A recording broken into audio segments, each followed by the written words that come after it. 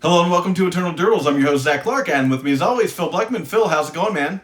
It's going great, dude. So I've already commissioned an artist to alter me Triumph of St. Catherine because the card is already great. Haven't gotten a chance to play it at all, but it's already busted.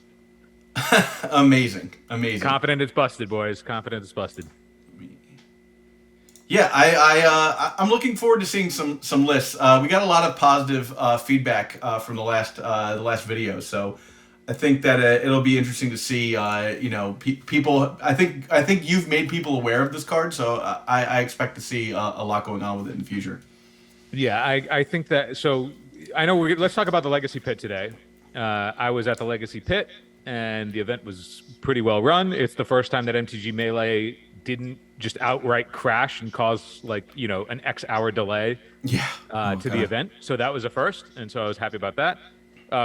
One thing that it was a return to. So the previous event that I had been to was the SCG Philly event, and they laid out the tables at SCG Philly where it was 4 people per table, and then there was essentially a lane that you could move through between each of those tables. So it was 4 people per table, and then they were spread out all the way through, and you could walk in between them. And I found that to be really, really efficient.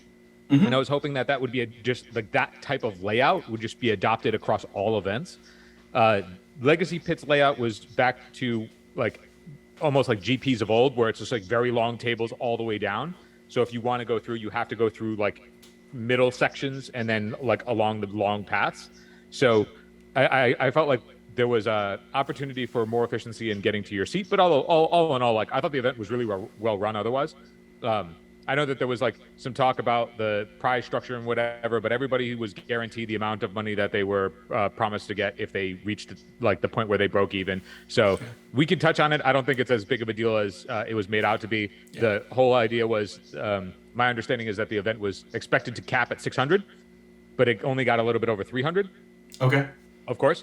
I think the actual reason, like there was, I was having conversations with people like, yeah, man, like it didn't get anywhere near the amount that I was expecting. Like, is this bad for the format? Is this bad for is this show that like Legacy and paper is just not it anymore? And I was thinking to myself, when I scrubbed out, and this was the event was in Richmond, Virginia. When I scrubbed out, and it was, we're getting the remnants of the hurricane, coming up the coast, right? Yeah. So it was rainy all weekend. It was gross. But also, there isn't anything going on in Richmond. There was nothing else really to do. I mean, Richmond's not exactly a happening town that's known as a great commuter spot too, like Baltimore or like, Philly. Exactly. Like I think that like I'm sure it's a fine place to live, but it's not a fine place to go and spend your weekend because there's not really anything going on. It's not like there's particularly excellent restaurants or dining or anything like that. It's I don't know how many of our listeners know about Strong Towns or Not Just Bikes, which are really great, city engineering YouTube channels and stuff. But I watch those a lot, and Richmond is a classic example of like a Strode hellscape, where like streets are for people and businesses, and roads are for cars. Like a road is like a highway, basically, right? And Strodes are that thing in between. We have a lot of them in Jersey, where I grew up, like Route 45, that just like is no man's land. But there's a bunch of businesses all over the place, and that's how Richmond felt to me when I went there. Like, it's not a city as much as it is a like bunch of interconnected like places that all are just connected by highway, and it doesn't feel like you can get anywhere there. Yeah, I mean, at least not near the convention center, My point in saying that is like, I mean, I've been to Richmond before. Like, I remember the convention center. It's a nice space. Like the room was very large. Like nobody felt crowded. But I think that my view was the second that I scrubbed out. Spoiler alert! I scrubbed out. I made some poor decisions in terms of deck choice, and I'll get into that. But what I realized was the second I scrubbed out, I was looking for ways to get an earlier flight so I could leave sooner. So my flight was originally for Sunday night because I was expecting, I'll stay, even if I scrub, I'll like play in side events or something, and then I'll leave. But the thing is, the only Legacy side event on Sunday was at 2 p.m. So like, there's no way to make your flight and also play that event. Yeah. Unless you were leaving the following on like early Monday or like very, very late on Sunday. So my point being that I think if the event was in a place that people want to go, even if there wasn't a Magic event, it would have gotten a much bigger turnout. If we were actually like in Philly, across from Reading Terminal Market, like there have been events in the past. I get that it's a more expensive venue. I don't know what the cost is. It's obviously going to be more expensive than Richmond. But if it was, I imagine people are like, oh, we can go there, and at the very least, it'll just be a fun place to hang out with your friends for the weekend, outside of like playing EDH in a hotel. You know what I mean? Yeah, yeah. Because there's actual action going on outside of the convention center. So, I mean, I don't know like the process or how TOs actually go about picking their locations for major events, but I think that the turnout being less than expected for the Legacy Pit, I think one of the biggest factors must have been it's the city. It's the city that it was in, and it wasn't a spot that anybody would otherwise want to go to. Like, I know you live in Philly. You're moving right now. You'll talk about that in a little bit. Yeah. But I would go to Philly to hang out and get like good food and good bars, even without. Philly's a great place. It's very Walker friendly, you know, and that's the thing. So many Magic players are flying in and like taking a cab from the airport and whatnot. You really like, for people to enjoy the weekend, you really need to be in a place where you can get to stuff, you know. Philly's great for that because the convention center is smack dab in the middle of Center City. You can go 4 blocks in any direction and find everything you need. I think that the idea too is I know that everybody who scrubbed, like I had a horrible time at the tournament because of my deck choice. I ended up playing Bant Miracles. I was really high. Like what I really wanted to do was just play Triumph of St. Catherine in my Miracles list. Yeah. And I played Bant Miracles, so I pretty much just splashed green for Uro and some sideboard cards. And so my mana base was way softer to Wasteland because, you need double green for Uro. And I made concessions in basics for green sources. And I found that the actual best part of my deck was just Entreat plus Mystic Sanctuary, as has been the case, for the entire time that I was testing it. But I was working on a show for the last month and a half before the event, and so I didn't get any practice in with those the deck. reps. Yeah, I was playing a lot of Counterbalance Miracles, and I was really high on the list that I had. I was like, oh, this is really working. This is good against Delver. It's good against 8 cash because Counterbalance is a haymaker in those matchups. I was like, I really like where I'm at. But then I didn't really get any practice because of work. For the month leading up to the tournament, and I was like, I don't think I can take Counterbalance on, no reps in a month and play it optimally. So I was like, let me play a safe route. Let me play Uro because it snowballs and it's easier. And then I just hated every single round that I played. Every time I put Uro into play, I was like, I hate this so much. Yeah. So I definitely got punished. Like, I think I would have had more fun, even if I was scrubbing, if I was playing a deck that I enjoyed. Like, every time I played Uro, I just felt really clunky. And then I went to my local the day after, because my local plays Legacy on Mondays at Game Storia. Shout out to Game Storia.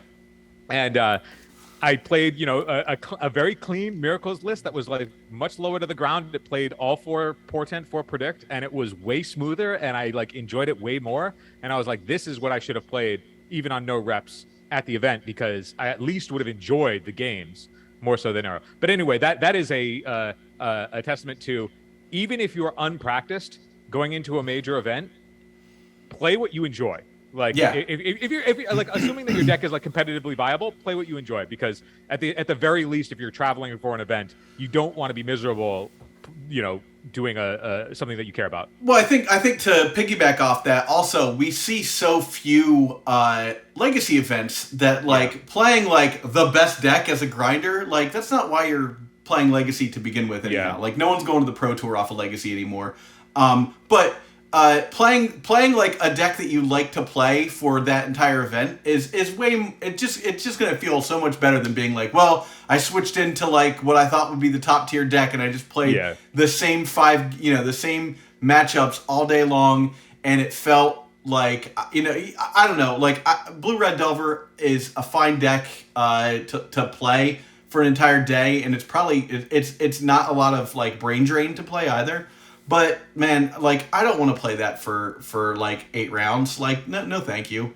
Yeah, I just find that like if you're playing a deck, let's say you are playing the best deck, but you don't like playing it, like you just don't enjoy the play patterns of that deck, you're also probably not going to play it optimally for that duration of time. Like you're likely going to make mistakes because you aren't enjoying yourself. So unless you're indifferent to a deck or you actually enjoy it, like don't go into cards that you don't enjoy. Like if you don't enjoy having a card on the battlefield and you don't enjoy piloting with a certain kind of card or a certain archetype, like it's just probably best to stay away from those. Like I bit the bullet really hard on that this past weekend because I was playing Miracles, but I was just playing. It was just way clunkier because I was playing Uro, and then I was kind of sunk into the patterns that Uro dictates because you have to tap out. You can't really play effectively at instant speed. You aren't low to the ground. And so you just become this mid-range deck, and I don't enjoy mid-range piles. Yeah. That's never been the style that I enjoy, and I got punished for it. But it was a lesson learned. Now that whatever the next event is, I'm not sure what the next one's going to be. I know that Leaving a Legacy has their event this weekend, but I can't go to that one. But anybody who is go in with the intent of having fun, and then if your deck that you enjoy playing is also competitively viable, you'll likely put up a good result if you're playing tight. Yeah. Yeah, I mean, for me, one of the best parts about the Philly event back in, January, was playing a deck that, I knew pretty well, learning it better as I was going along, but also just, surprising every point. I played Sultai Infect. So, being able to just, get people with Berserk, Sultai Death Shadow. Being able to get people with a Death Shadow trampling over their elves, or just nobody's really prepared for that sort of thing, and that was super fun for me, is to play a deck that one, my inexperience with was based on the fact that I just haven't been playing a ton of Legacy, but also nobody's really playing again. No one's testing against Death Shadow, Right. So yeah. I have that advantage going for me. So I think if there was an event tomorrow to go to, I think I'd take that deck again, just knowing how to play it better and just getting those reps in that way. Yeah, even if it's a style of deck that you enjoy playing, I find it interesting that you say you haven't enjoyed playing Blue Red Delver for you wouldn't enjoy it for that amount of time, but you've previously in your past you've enjoyed Rug, you've enjoyed Infect. Yeah, well, they're different. They're two different decks. Anybody who thinks that Blue Red Delver and Rug Delver are the same deck because they both have Delver secrets in them, and they both have Lightning Bolt, are completely incorrect. Yeah. Rug Delver with Stifle and stuff is a mana denial deck. I get that, but the idea of going under your opponents, picking your spots, there are some similarities. Yeah, I love a protect the queen strategy. Yeah, exactly. Definitely. Yeah. But I am curious, if anybody gives us feedback on this episode or comments on this episode, the actual thing that I'm curious about, particularly because I think it would be valuable information for TOs as they make Legacy events going forward. I would prefer that if a TO is expecting a certain amount of players to show up, and we as the community want to show up for those TOs so that we can continue having high-level competitive events, that I think the meeting ground is what is the cost that a TO is willing to put in for a place where players are willing to show up. And so if it was that it was just an inopportune weekend, or if for any other reason, or if it was actually the location, because I wasn't excited to go to Richmond. I went because it was a Legacy event, and I'm a type of player that'll, if I can fly there in a reasonable amount of time and I have the weekend free, I'm gonna go to the event, particularly if my friends are willing to go with me. Yeah. But the one thing that I clocked all throughout the weekend was everybody was just very happy to be back in the gathering event. Everybody was I had a bunch of people come up to me throughout every day that I was there. People were coming up to me and just talking about the cast. They were talking about the show. They wanted to talk about it was awesome. They wanted to talk about Triumph. They were like, "Oh man, it sucks. Triumph isn't legal for this event." And I was like, "I know. I would have played it, et cetera, et cetera." It was just fun, meeting people, catching up with people, and hanging out.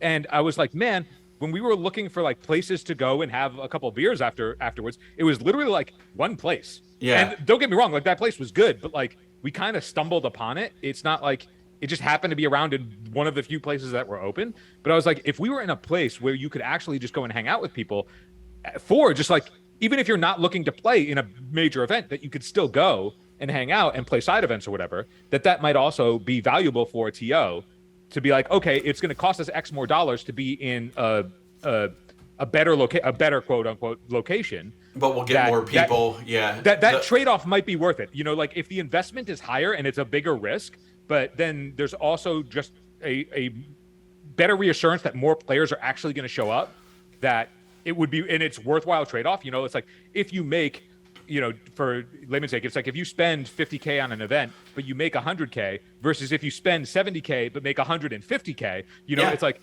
I get it, like it's a riskier upfront cost, but if you make even more if you make more than 100% on the back end, right? That's amazing, and and then it becomes even if you don't make more, but you make the same amount, but like more people show up, that's better. That's also better, and that's also true because like then people will leave knowing that the experience, like feeling that the experience was awesome, and then want to do it again. Now, I think that like Legacy Pit, like those guys, they did awesome work. Like the feature match area was awesome. The commentary team did great job. Like it was a well-run event. Like there's nothing to take away from the event. Like the security getting in, like the COVID protection measures, like it was masked the whole time. It was vax-proof the whole time. Like that, all of that was fantastic. Like they operated an event really clean. Nice. So, shout out to them. Great job on the event. It was an awesome event. I would happily go to Legacy Pit 3 whenever it happens. But I would stress, and I want to hear feedback from anybody in the comments. Like, are you more likely to go to an event regardless of where it is, or only in specific locations? And what kinds of locations are those? You know what I mean? Yeah. I think if Legacy Pit is steering towards the Northeast or staying in the Northeast, it's like, where in the Northeast are you more likely to go and versus not go? You know what I mean? Well, I mean, not to overhype Philly, but Philly's obviously the best location to go to. Mostly because of location. It's right in the middle of the Eastern Seaboard. It's a hub, so it's very easy to get through to by train, by plane, obviously. And like, the parking situation, everyone complained. It's very easy to park here. You just have to figure that out, once you get here, get a hotel, get parking. That's fine. The thing that I think is worth mentioning is, so I did go to that, I want to say it was June, the Command Fest thing. Yeah. And it's interesting to me how that was run. Now, that was a Wizards run event. So that a little bit different. They can afford to take a hit to like keep people interested in their most popular format. But it was interesting to me that like, normally when we did like pre-releases or the Grand Prix and stuff, that was in the big room at the bottom. Remember, you've been there a few times, I'm sure, Phil, right? Mm-hmm. So this one was in the upstairs in like kind of a back away kind of thing. More like what we're used to seeing when we go to Baltimore, when they have the smaller rooms in Baltimore. Yep. And I'm sure that was cheaper, but also I think the big difference was everybody was charged entry fee. Everybody had to pay $50 a day, which I'm not saying is good, but everyone had to pay $50 a day just to get in because it was a big casual event. Like there's no tournament. There's nothing, there's nothing for them to guarantee to get their money back aside from giving the vendors, the vendors giving them money. So I think, that might be a solution, is like, look, you just can't have any people gawking. Like you're either here for the event, or you're paying a cover charge to get in, which I'm fine with. Like, look, I'm 100% okay with paying $150 for like a weekend pass to like have access to all that stuff, as long as there's something, like I get something back for it. I don't just want to like be given like a crappy playmat and like, like give me some packs or something, like one thing something. I was always thinking, like for Spaces, if there was ever a cover charge, and and it's like they have like whatever their gift bag thing is, whatever, like, to go look along at New York Comic Con, that you're paying a cover charge to just go in and walk around and look and literally look at vendors, right? So come on. I also wonder if like there was ever I mean, I don't know how it would work for vendors, but it's like, let's say you paid like your entry fee to get in, gets you in, but if you don't want to play in the event, but you want to like go in to the hall or whatever. I mean, granted, for this event there was only one vendor, so it's not like there was much to see outside of playing the event. But for a larger event where there are a bunch of vendors going, I wonder if like a cover charge, if people would be receptive to a cover charge to get in, but then that cover charge is just store credit to use at any of the vendors, and then the cards are already like it's like if you're paying effectively like you're buying products, so it's like they just guarantee that stuff is moving. Yeah. I mean, maybe I'd be down for that. Like, I would pay more. I would pay $200 to show up, but like know that all of my money can be recouped in Magic cards that like are basically, it's free money for the vendors. I also to an extent, like, there is something too. Like I always think whenever an event, particularly for prize payout, like what kind of prize payout like the monetary prize payout to equate to tournament entry, and then people wanting to feel that like the EV is good enough, and the EV for any of these events is only going to be so good. It's legacy. Like we're looking to have a good time. But we want it to be competitive. We want these tournaments to mean something, and I think that like the way to do that, or some of the ways to do that, would be events that build towards something bigger, right? Like a series or something where like satellite series, satellite series, something where there's like a bigger payoff at the end, so you know that you're working towards something so that even if you, even if you miss in an event, right? You drop out of an event, but you still racked up some amount of points, or there's reason to continue playing even if you've scrubbed. Yeah. To like if every match means something, as opposed to like, well, I O2'd and now I'm dead, and what do I do now? Like, I guess I just play for nothing other than hopefully having a good time, but like I feel bad. And if you don't like your deck, you're like, I'm stuck on this deck, as opposed to being like, I'm playing for something. Everything means something. I think that would be worthwhile. And then I think that the if the prize payout being in dollars is too steep for a TO, pay it out in cards. It's like if the winner, if a TO's or a vendor or a store, like they're buying product at a lower rate, right? You mean like just put out and store credit? It's like, I mean, even if it was just like you're playing for power, you're playing for X number of dual lands, like even if it was just, but like it feels like it's a steep enough payoff. Like if you're playing the duel for duels was great for that. When Tales of Adventure did Duel for Duels, like that was a big event. Everyone showed up. It was a big event, and the thing is, like, as long as they mean something, right? Like as long as the events mean something towards maybe like the last event that it builds towards is worth money. It's like as a series to get people hooked and like care about these events as opposed to just one-offs. But I mean, that's one of a vendor or a TO's most valuable option, right? It's like if you can, any store, if they're like, yeah, we're doing this, dual event, and we're going to give away a set of Underground Seas. It's like you bought those Underground Seas at 60%, right? Yeah.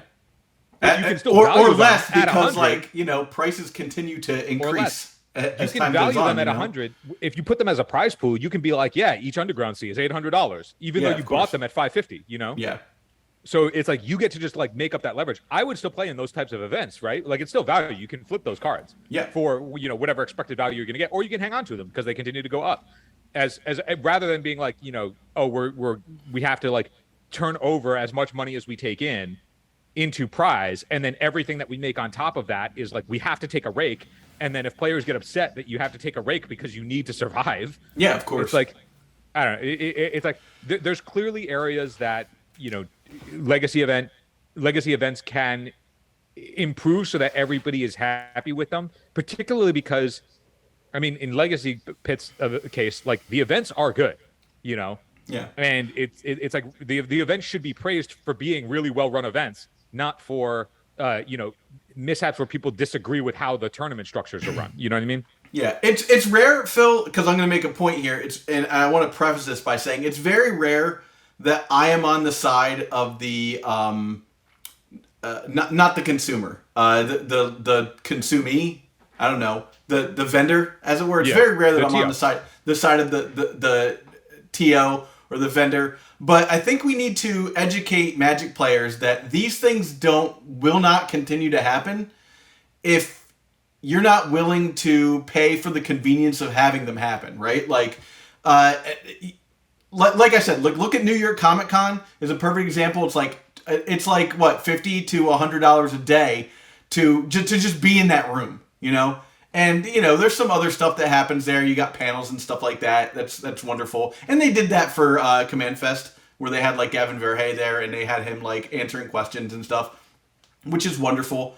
But I think us as Magic players are such value hounds that if we're not like just wringing every ounce of value out of every dollar, we're upset for some reason. And I think you have to realize that there's just a built-in like cost to convenience that these events create, and we have to be willing to pay for that cost of convenience. Otherwise, we just don't get to do that anymore. We don't get to have these spaces. TOs will stop doing this stuff. So I think it's important for players to realize that it's okay to not get like perfect EV on like going to a tournament where you get to see your friends and you get to do all this extra stuff, Well, I think that the way to I think there's a middle ground that can be found, right? For Because sure. Yeah. I mean, I'm not saying rip us off. No, no, totally. I mean that like I think that there's a way that even if like because nobody is making absurd value going to these events. You know, No. if you win this event, No one's like quitting their job after they win. yeah, it's like if you win 3K, like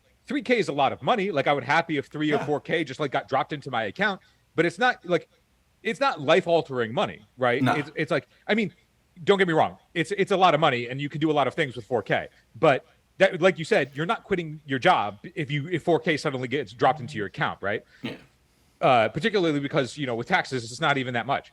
So, but I think that there's a middle ground where if rather than the event being being like the stakes just being whatever the monetary payout of the event is, I feel like there's got to be space for a TO and the community to find a space where there's a tournament or a tournament series that has the clout that we care about, that if somebody wins it, everybody's like, fuck, man, like that is awesome. This person won this huge event that everybody cares about and wanted to win. And the payout doesn't necessarily matter as much. The Eternal Weekend feels like exactly like that, right? It just has the clout. Like if you win Eternal Weekend, you get the artwork and you get you say that you won Eternal Weekend and you get all of the things that go along with it. But it's not like, and then you can turn around that artwork for, you know, however much somebody's willing to pay for it. But it's not like the prizes are insane at Eternal Weekend. They've never been insane, but it's a tournament that everybody wants to win every year. Like, right, there is clout around that event. And I'm trying to figure out what is it about that event other than history, right? Other than historically being an event that's been around forever, that leads that event to being one that people want to go out of their way to play for, that the stakes are high, that it means something. Because you could have an event for 10K, but if nobody gives a shit that you won it or that it means anything, who cares? Yeah. Right. Like, great. You won the money. Like, cool. Like if it's not like something that people feel passionate about winning and want to invest themselves into, then it's like, does it mean as much? You know, it's similar to like what the Pro Tour used to be versus the MPL, right? Nobody gives a shit about the MPL, but the money for the MPL is better than it was for the PT. Yeah, right? Of course. But it's like if you won if you won a GP and a GP, like you walked away with 10K, sweet, but like, and the size of the GPs were always varied, but the payout was always the same. But if you won a GP, it was like, holy shit. If you top 8 a GP, it was like, oh my God, particularly if they were legacy.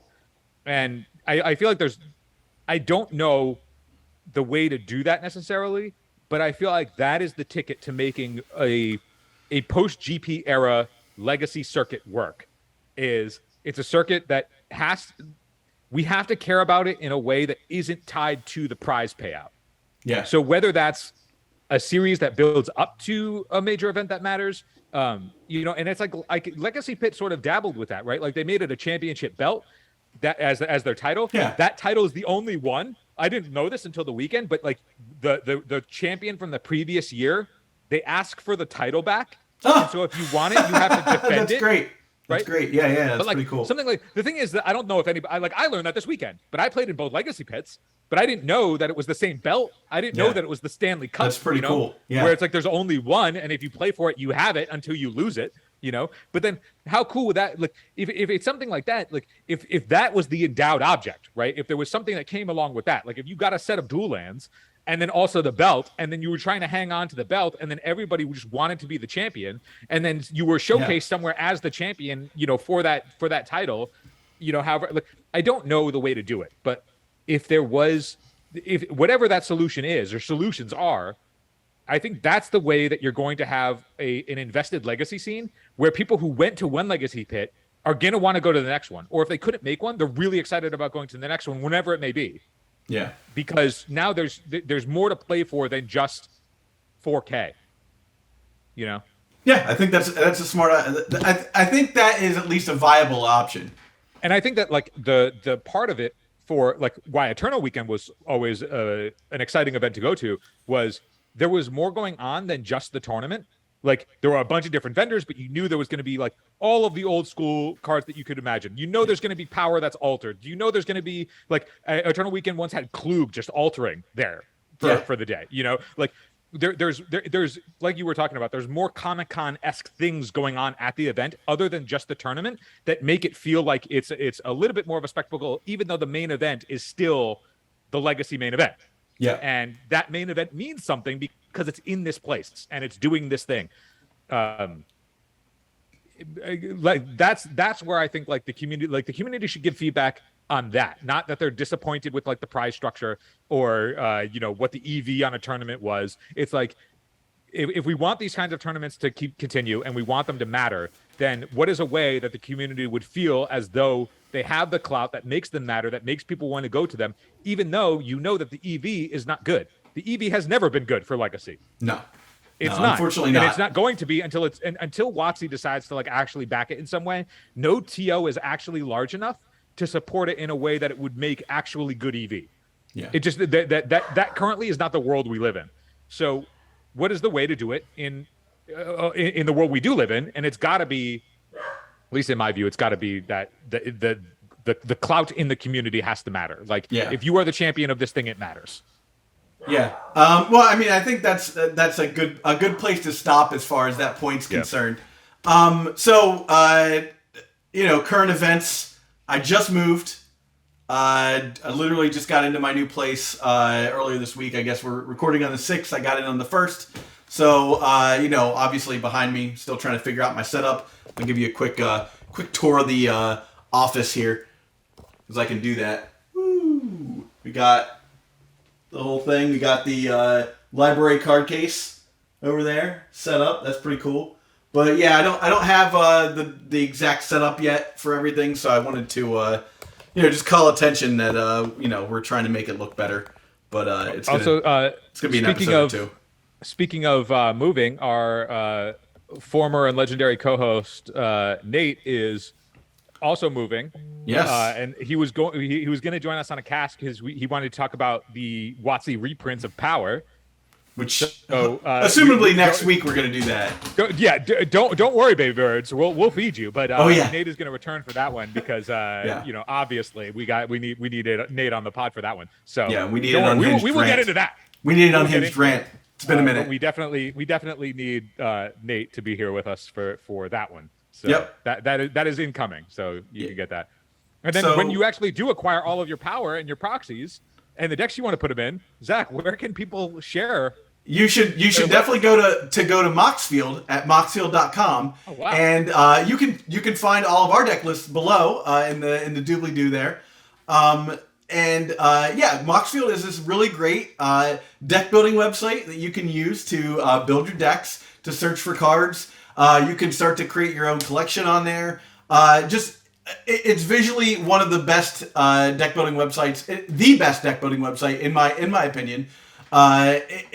It's so functional. It's easily usable on your PC, on your Mac, on your Android phone, on your iPhone. You don't even need an app. It's honestly, like, what are you doing if you're not putting your decks onto MoxField? I know there's players out there that are just opening their notes app in their phone and just writing deck lists. What are you doing? Like, get with the times, my guy. Get with the times. Yeah. Come on. It's like, you're there. We've all been there, but we don't have to be there anymore. Yep. We can level up. We can just level up. So level up. MoxField.com. Anyhow, that does it for us this week. We'll be back next week, hopefully with Nate, for an unhinged rant about this $1,000 for 4 fake alpha booster packs. We will see you next week. Be safe and have a good one. Hey, thanks for watching. Don't forget to like and subscribe. Check out this other video. You'll probably like it.